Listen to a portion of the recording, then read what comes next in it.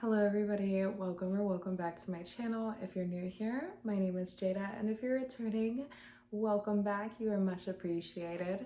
So today I'm going to go into my current fragrance tray.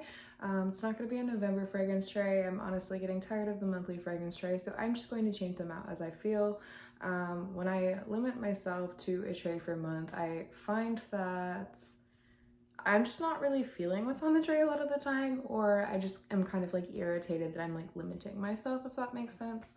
So it's all a mental thing, but let's get into the fragrances that I have on my tray. I'm super excited to share with you what I will be wearing for the time being. For starters, I have actually my current scent on the tray, and this is Oud Bouquet. Now this has been a favorite of mine for a really long time, easily in my top 10 fragrances.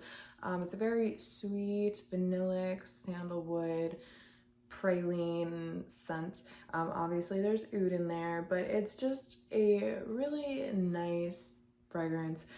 Perfect for fall. It's very warm, it's very elegant, it's very attractive in my opinion, and I just really love it. Something about this just makes me feel elevated, makes me feel like a beautiful woman, and it makes me feel grown. So I definitely really enjoy this fragrance, and it's a love for me. I feel like everybody needs to smell this at least once. Next on my fragrance tray is Spiritus d'Oblivion. Now I've been making decants and selling them lately, and recently I decanted Spiritus d'Oblivion and I was like, wow, this is actually a really amazing scent. I need to get back into it. So this is like a really beautiful, I've heard others describe it as like a hotel kind of vanilla, because it is. It's not a gourmand. It's definitely like a mysterious, smoky kind of vanilla. Very sexy. Definitely day night appropriate. It's 100% a nighttime fragrance. This is not something I would be rocking during the day. It's very sensual, very smoky, deep, dark, mysterious. There's sex appeal here. It's just a really gorgeous fragrance for man or woman, extremely unisex. Really into it. I feel like there's kind of like a common theme with my tray. It's definitely a lot of vanillas. The next on my fragrance tray is Rosenda Mouton number 5. Absolutely love this fragrance, as many other people in the fragrance community do. Definitely just a very beautiful, musky, exotic, amber kind of fragrance. It literally says floral, amber, sensual musk on here, and essentially that's really what it is. It is a very sexy, intoxicating, long-lasting fragrance. Leaves an enormous scent trail, projects like crazy. It's just really attractive. Again, another unisex perfume, perfect for man, perfect for woman. I absolutely love to wear this myself. I feel really sexy. I feel really empowered. It's incredible. I've worn this around other people, man and woman, and I've gotten compliments from both. Very nice perfume. Next fragrance on my fragrance tray is actually a fragrance that was featured in one of my last videos, and this is Orchidée Vanille.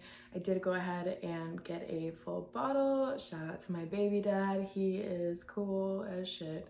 So this is a really nice, sweet, beautiful, warm kind of vanilla. Quite a bit more gourmand than the previous two. Now this one's not like super foodie. I definitely still feel like there is a lightness to it, and it's not cloying at all. It's very much wearable during the daytime. It's a perfect fall vanilla in my opinion. There's orange in the opening, and it's obviously warm, and it just really smells beautiful. Something about it in certain parts gives cream soda to me, and it is kind of reminiscent of Wonder Woman up there, which is a longtime favorite of mine.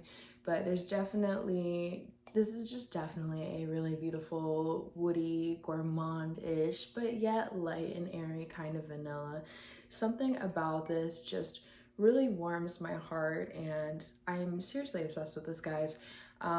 Definitely worth the hype. I didn't get it before, but I feel like now that I get it, I really get it, and this is amazing. Next on my fragrance tray is Gourmand Coquine by Guerlain. You can also get Feb Gourmand. They're the same thing. And I have this on my fragrance tray because I love a good chocolate fragrance, and this is just that. And it's also the fact that I just got it. So like I'm obviously excited to wear it. I think it's absolutely beautiful. It makes my mouth water. It's really, really yummy. This is just like a really beautiful, indulgent, sweet chocolate fragrance. It really just has my eyes roll to the back of my head every single time I wear it. Every time I wear it, I feel like I'm indulging in myself, and it feels like self-care to me.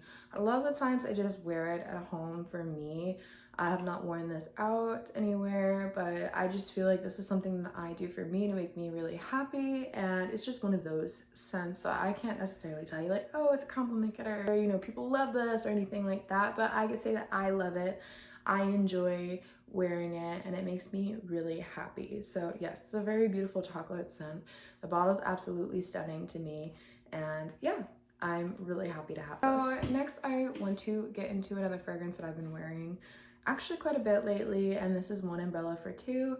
Again, this is another that I've talked about before. This one is Gourmand, so I'm really happy to have, you know, a couple Gourmands on my tray this month. This one is like my rainy day fragrance, my gloomy day kind of fragrance. This one is the one where I feel very introspective when I wear it, and I just plan on keeping myself. This is like a guilty pleasure kind of fragrance, and it just kind of lightens the mood and kind of sets the tone for a self-care day, a gloomier day, and just days I might want to read or something.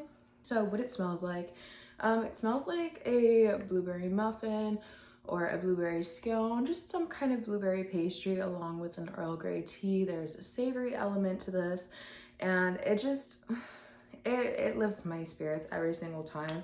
This is definitely more of a personal fragrance.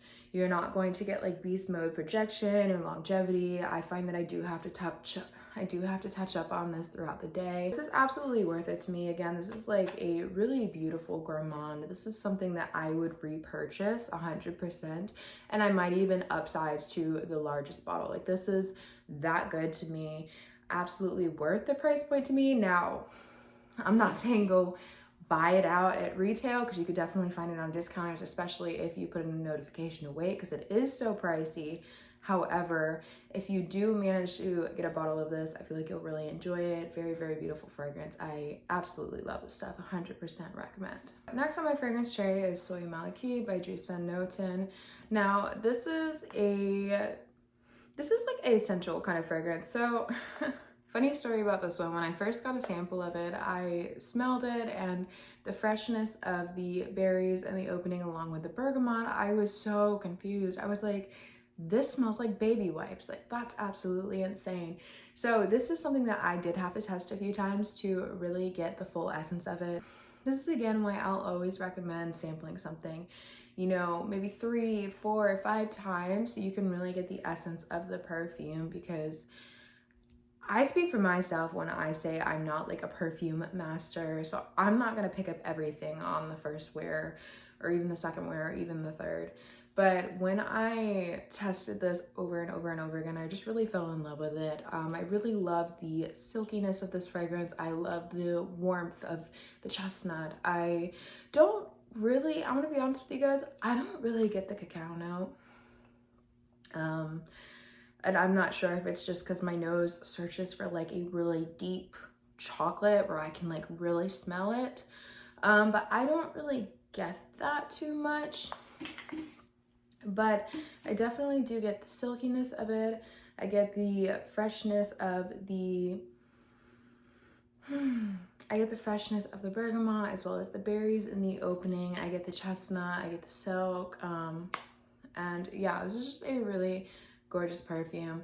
I have yet to smell silk in another fragrance. I really enjoy the texture that it gives this fragrance, and I have to say the bottle is an absolute work of art. That's another reason why I enjoy having a full bottle in my collection, because you know, it's not only nose candy, it's eye candy sometimes as well.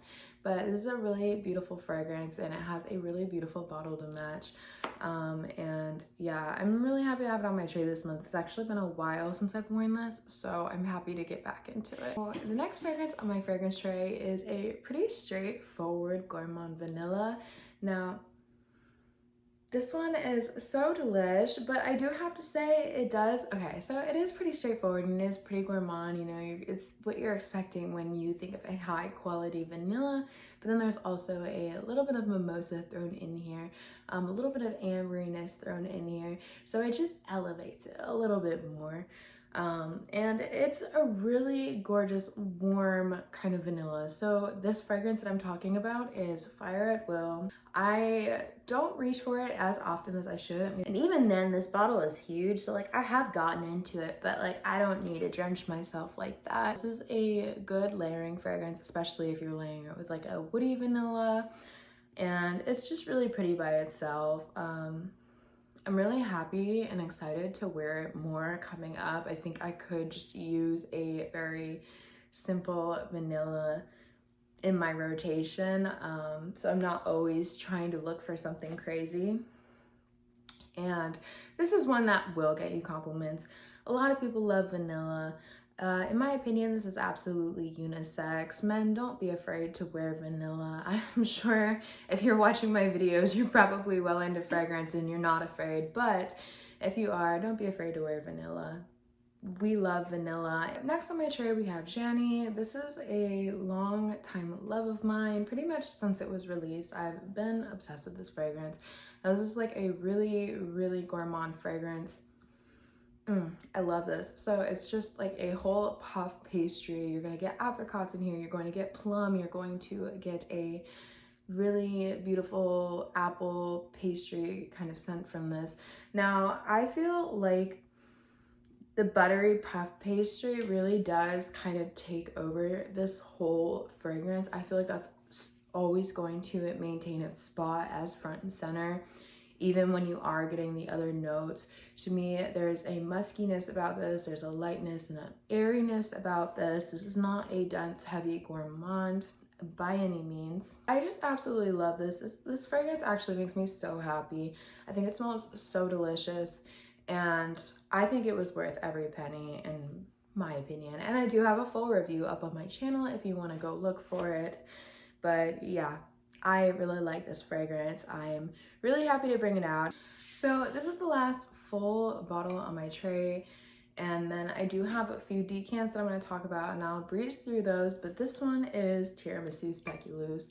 Now, for me, and I know Middle Eastern fragrances develop and they change and they do all kinds of magic tricks, but for me right now, I'm mostly just getting the speculoos cookie, or some people, you know, would say cookie butter, some people would say Biscoff, or however you want to imagine it. You're going to get a cinnamon-like kind of cookie.